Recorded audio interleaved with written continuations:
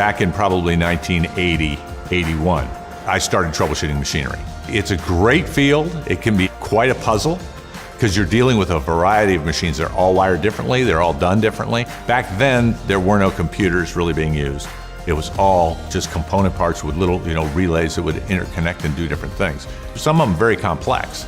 And so you had to be able to logically think, how did this go together? There's no drawings. Most people just built these things and then they're trying to figure out why it doesn't work.